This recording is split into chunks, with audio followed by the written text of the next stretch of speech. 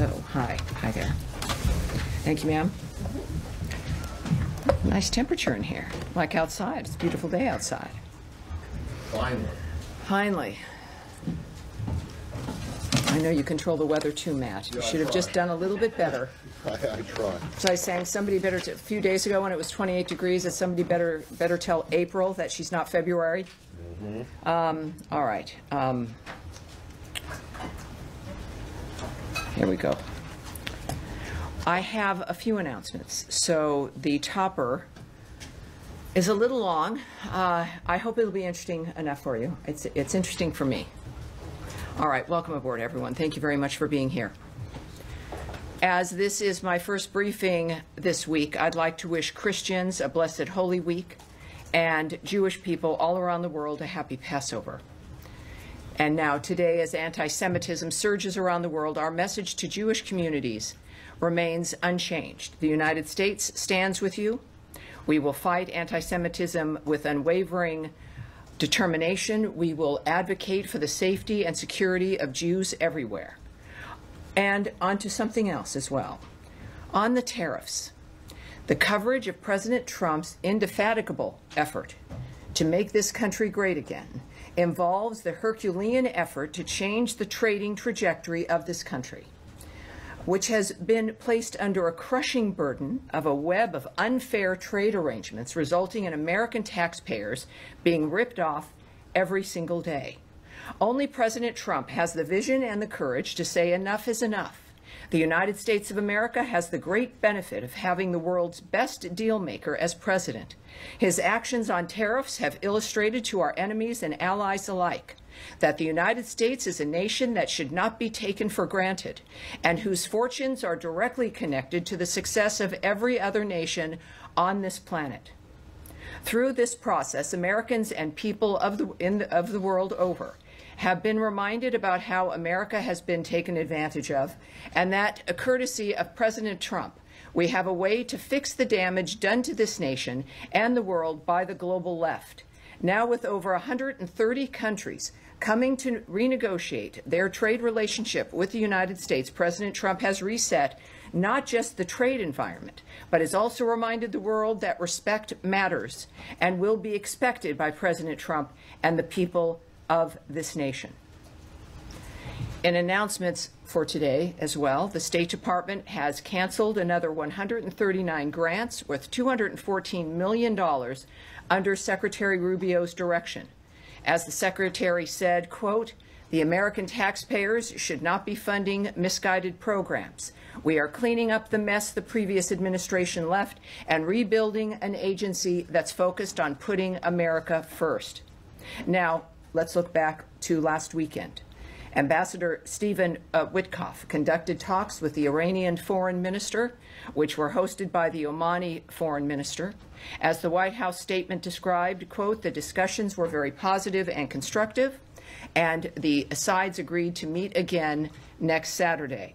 Our goal remains clear. In the words of Ambassador Witkoff, quote, "A deal with Iran will only be completed if it is a Trump deal. Any final arrangement must set a framework for peace, stability, and prosperity in the Middle East, meaning that Iran must stop and eliminate its nuclear enrichment and weaponization program. It is imperative for the world that we create a tough yet fair deal that will endure, and that is what President Trump has asked me to do." Also last weekend, Expo 2025 Osaka officially opened on Sunday in Osaka, Japan. The 31,000 square foot USA pavilion showcases American excellence, innovation, and leadership, and reinforces our commitment to engagement in the Indo-Pacific and the U.S.-Japan bilateral relationship. Over the coming 6 months, the Expo looks forward to welcoming millions of visitors. Back here at home, Secretary Rubio joined President Trump in welcoming President Bukele to the United States yesterday. Since Secretary Rubio's visit to El Salvador, the United States has deported dangerous MS-13 and TDA gang members to El Salvador's prison. Because of this, our nation is safer and more secure. As Secretary Rubio said of President Trump and President Bukele, our hemisphere is lucky to have two leaders who are totally aligned in their commitment to law and order. Last, in non-foreign policy news, I want to applaud the Trump administration's FDA on their plan to phase out various animal testing requirements. As the FDA said in their announcement, quote, "The new approach is designed to improve drug safety and accelerate the evaluation process while reducing animal experimentation, lowering research and developmental costs, and ultimately lowering drug prices."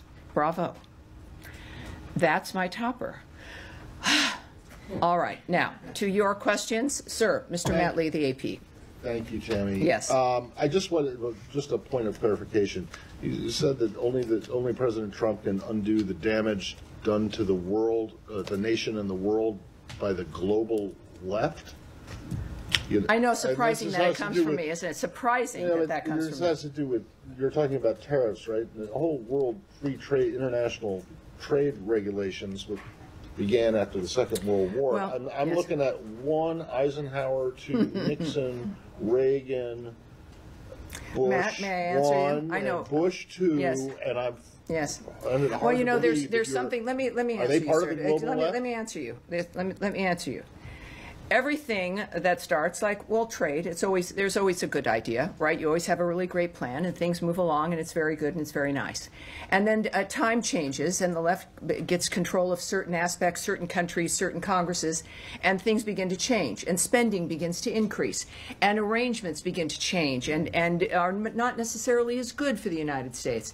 The fact of the matter is, at this point in time, we are on an unsustainable path, a burden that is crushing. You see it in the actions that this administration has to take regarding the budget of this entire entity.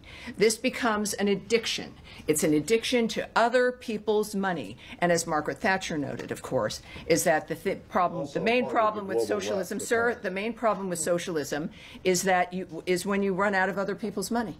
Because that eventually happens. I know that's not perhaps satisfactory for the Associated Press. No, but I love you anyway, Matt. I love you anyway.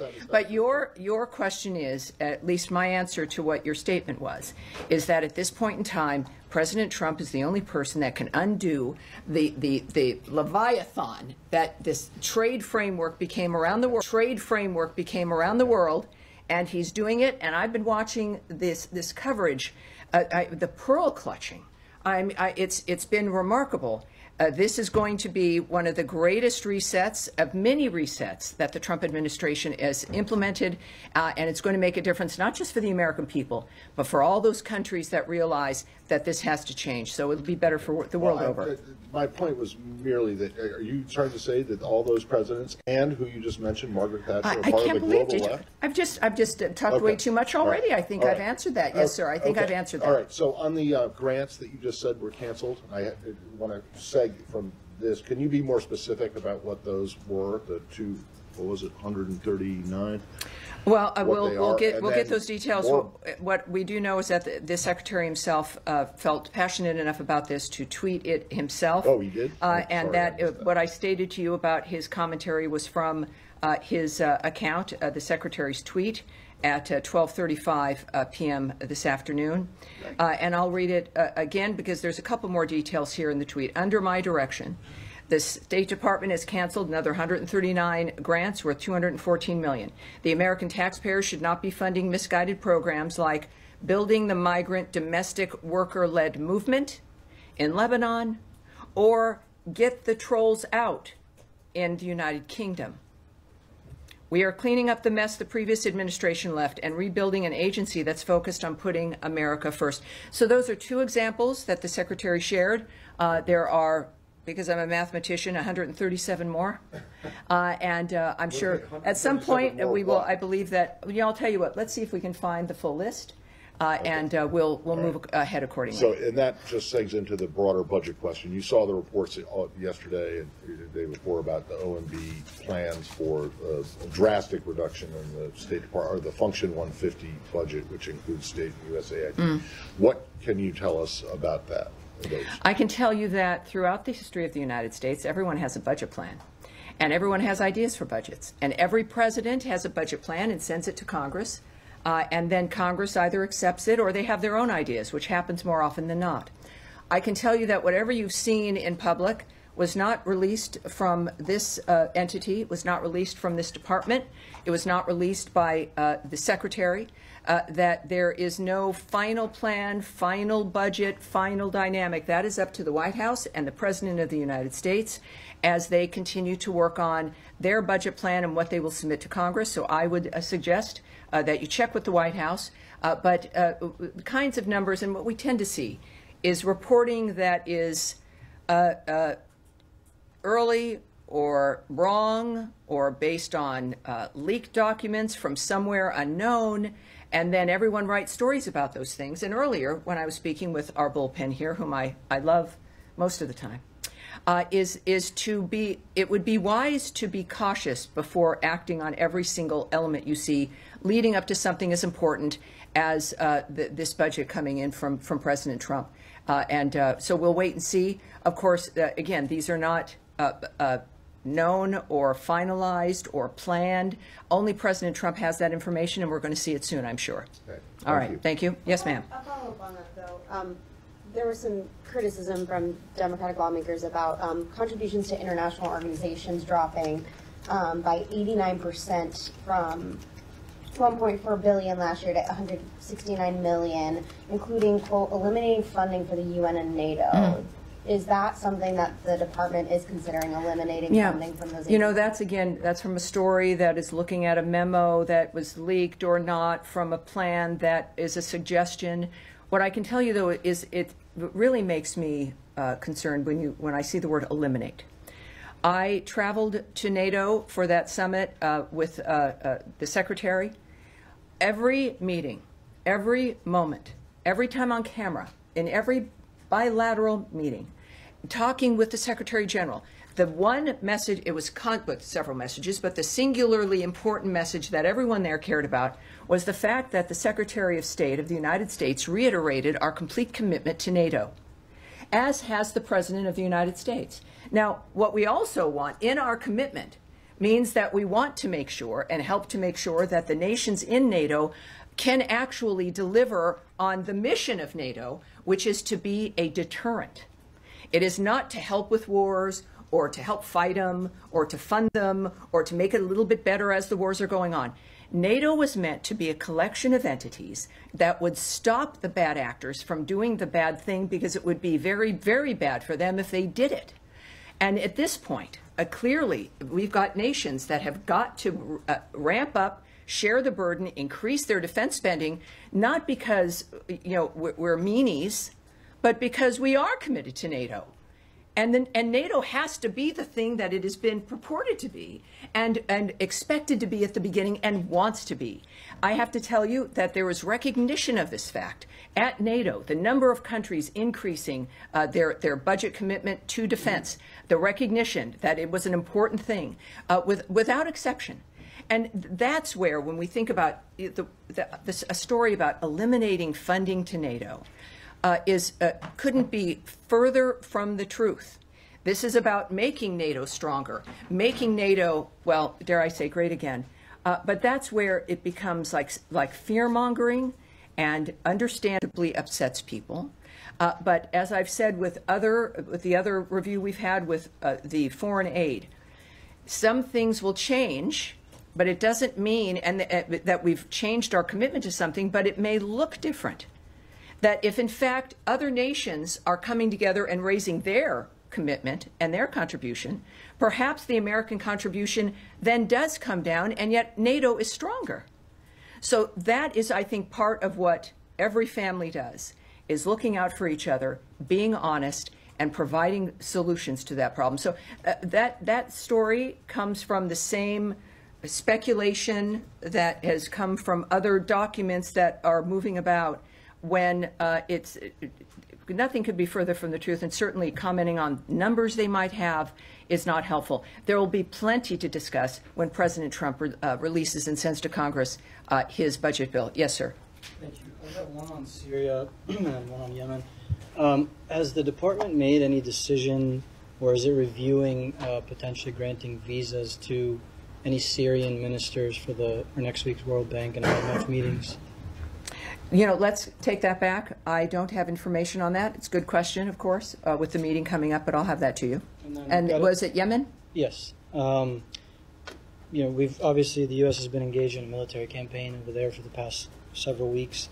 Is the State Department leading any diplomatic path to get to whatever end result it is that the U.S. wants? We've seen reports that the U.S. is now looking at potentially supporting a ground invasion in Yemen, or supporting factions inside of Yemen to push ahead with the momentum after the military campaign. Well, I won't speak on any negotiations that may or may not be happening or diplomatic considerations. I think many people have seen the reports regarding actions that may or may not be happening on the ground in Yemen as the Houthis' ability to resist is degraded.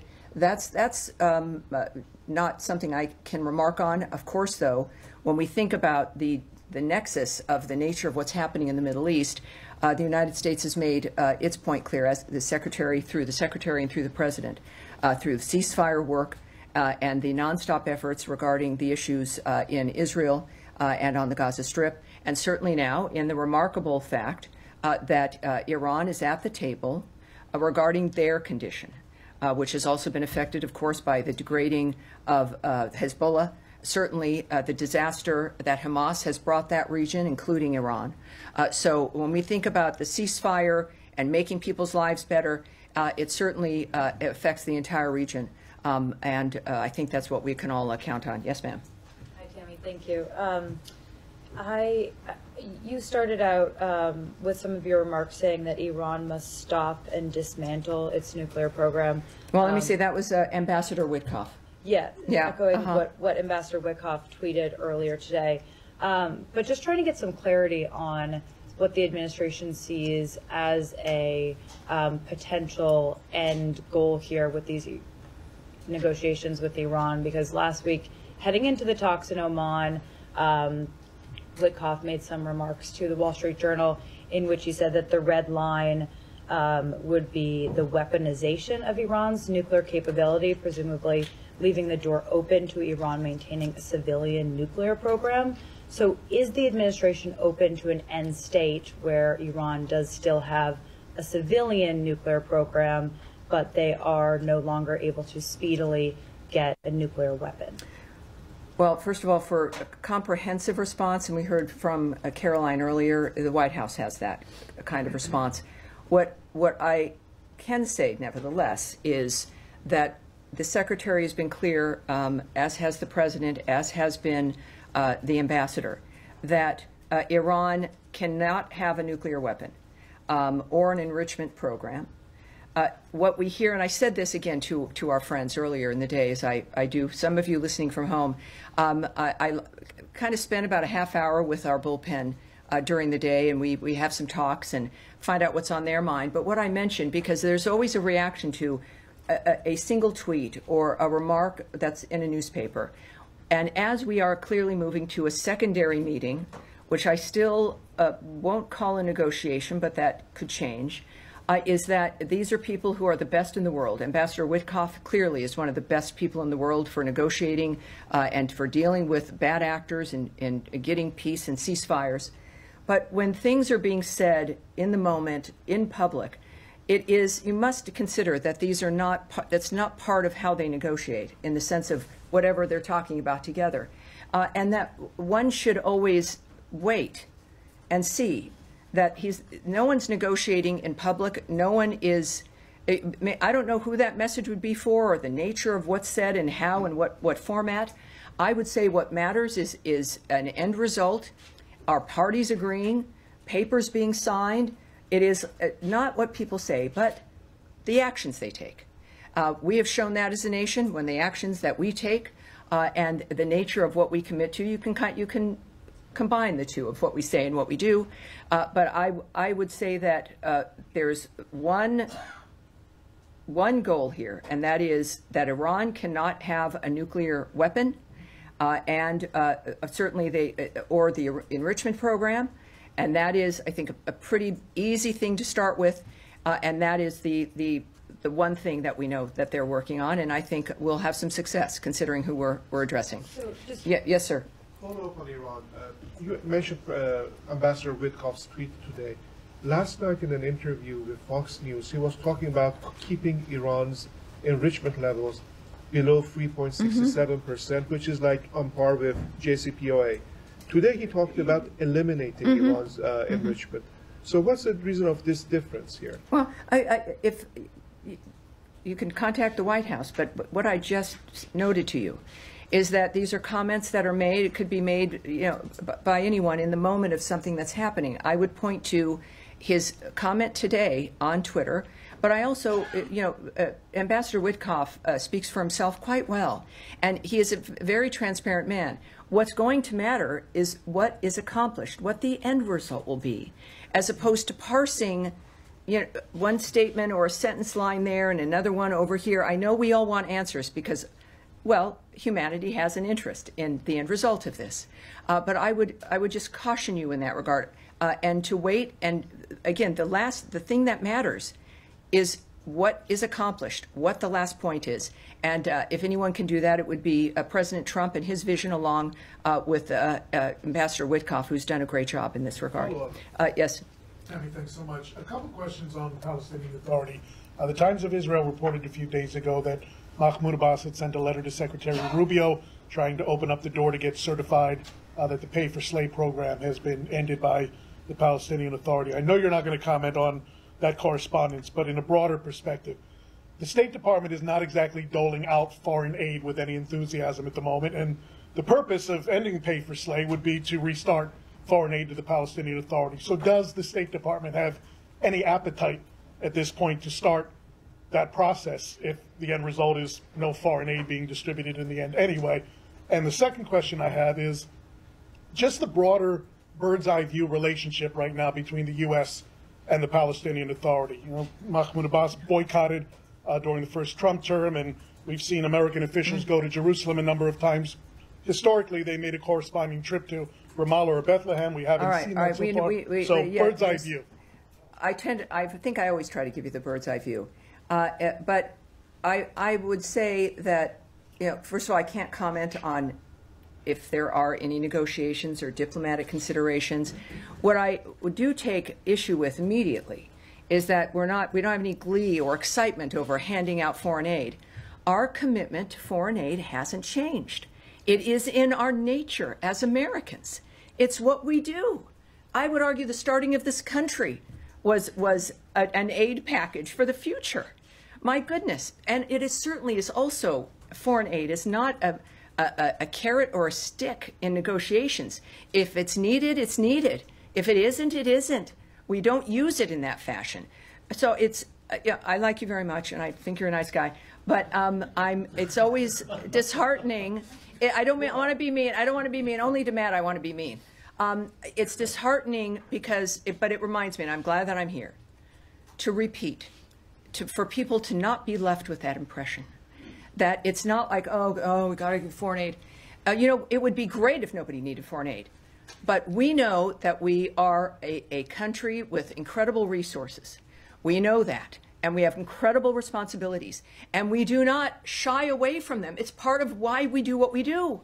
We want to be a part of the world. We know we can help, and we do. So it's not ever a part of that we just don't want to do something, and so we're not. It's can we? And can it be done properly? Is it aligned with what's great for the United States? And mostly also, certainly it is not used as a weapon. And I just want to say that as strongly as I possibly can. And as far as the nature of what's happening, we are asked often by many of you in different ways, is that there is a constant, regular commitment to Gaza, to the Gazan people, certainly to one of our strongest, if not most stalwart ally, Israel, who have, by the way, a new ambassador from the United States, Ambassador Mike Huckabee. So we're very excited about the future. We are working constantly to have a ceasefire and to change the trajectory on the ground. That has not stopped. Yes, sir. Yes, sir. Thank you, Tammy. No, please. Meanwhile, in Bangladesh, There are so many reports, like the New York Times also before 2 weeks reported the alarming rise of Islamist terrorists, Islamist extremism in Bangladesh under the Yunus-backed regime, including protesters openly displaying Osama bin Laden's images, even Nazi symbols like picture like this from Dhaka, yes, and targeting American brands like KFC, Coca-Cola with anti-Semitic rhetoric allegedly incited by figures like advisors of interim government of Bangladesh. Sir, I've heard you, and I know and I appreciate your passion. And and Bangladesh is a country with certain issues. They are also a country that we've talked about often, certainly with the questions from the crew here. So for a specific dynamic, I'm going to have us take that away. What I do have is something I want to mention regarding Bangladesh, which is that there's been an arrest of a UK MP, Tulip Sadiq. This from the Bangladeshi courts have issued that arrest. It is, of course, all of this, and what you're discussing, even protests, etc., are a matter for the Bangladesh authorities to handle. And, of course, talking with them matters a great deal as well. So ultimately, the future of Bangladesh is going to be decided by the Bangladeshi people. They're facing what you've been describing for some, and in others that, of course, we've seen the reports as well. And, you know, elections matter. We know, I don't want it to sound trite here, but it's true. Democracy matters, and actions by people matter to confront issues that might, in fact, as we've seen over the last 20, 25 years, destroy their lives. It's pretty clear what the choices are for many nations on this planet. So thank you, sir. Yes, sir, with the beard. Thanks, Tammy. I want to ask about negotiations with Russia. Has there been any discussion of sanctions relief, and has the White House asked the State Department to draw up any list of sanctions that could be removed? I won't speak to any discussion between the White House, certainly, and the State Department, Secretary Rubio, and any other leader here. What I can say is a reminder that what was clear from the beginning, there would be no negotiations, no decisions, no arrangements until after the carnage has stopped.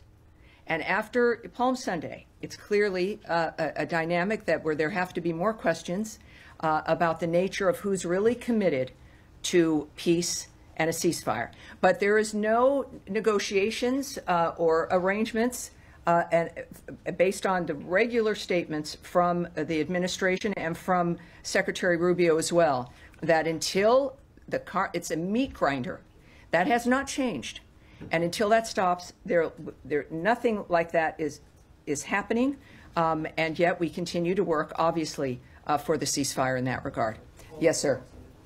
Hi, Timmy. Thank you. I had a question about Sudan. The outgoing Biden administration declared the RSF's actions as a genocide.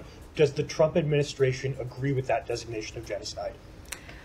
Here's what I can tell you about what's been happening. The United States condemns in the strongest possible terms the RSF's continued escalation of attacks on Al-Fashir, North Darfur, as well as the attacks on nearby Zamzam and Abu Shuk, internally displaced persons, which is the IDP camps.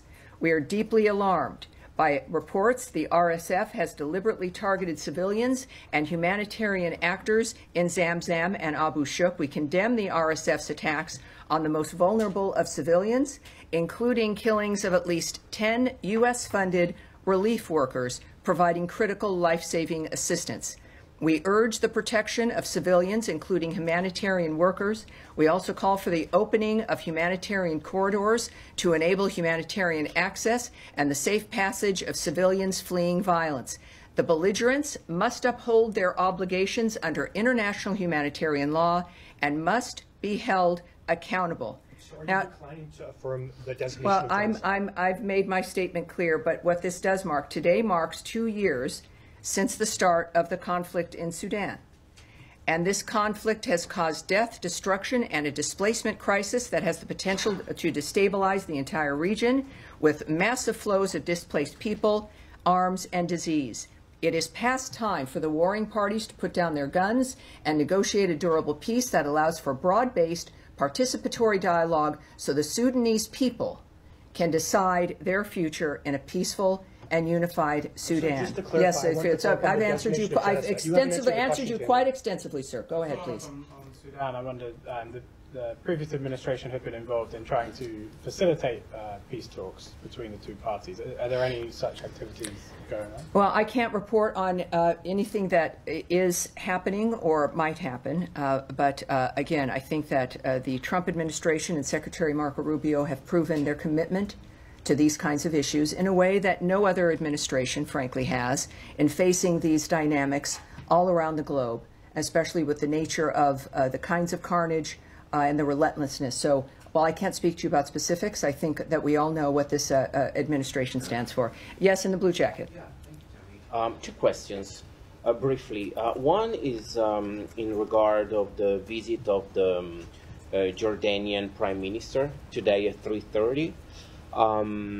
If you can tell us a little bit about the topics that are going to be discussed. No. I'm assuming Gaza. No, or are there, no, are they it's gonna so be nice. talking It's about so nice Gaza? with the Italian reporter, the nice Italian accent. Right. Can you tell? It's like no. No, I understand. Fine. The second There's question. plenty to talk about, I'm sure. I mean, you know. Understand. Yes. No problem. The second one is regarding the CAT announced by Secretary Rubio, if I'm not mistaken, on the funds on United Nations and NATO. That was asked. That was asked. There's been no. There was some reports on the. Well, there's always what I'm there's. I love you of. guys, but there's always some report. Can you share? And I answered very specifically. The commitment to NATO is a strong commitment. I was there with the secretary. That was a singular, really a main message about our commitment to NATO is as strong, if not stronger. Our presence indicates that, but also our words and our actions indicate that. And our asking our NATO partners to become stronger and more involved in their own defense spending is an indication of that commitment to NATO. All right, you guys. I think that's gonna be it, you guys, for today. I have to be somewhere, which is unusual. Normally, it's only here that I have to be. You have a nice weekend too. I'm sorry. All right, one more. Secretary Rubio shared over the weekend about the 10 men being sent 10 additional men being sent to El Salvador. Do you know on which authority they were sent? Was it AAA or Title 8? So, first of all, he did note that, and which means this country is certainly a little bit safer, isn't it? I would refer you to the Department of Homeland Security and DOJ, which makes those kinds of decisions. I would also note that it was great to have President Bukele here. Clearly, a remarkable man and such a great ally, helping to make America safer again.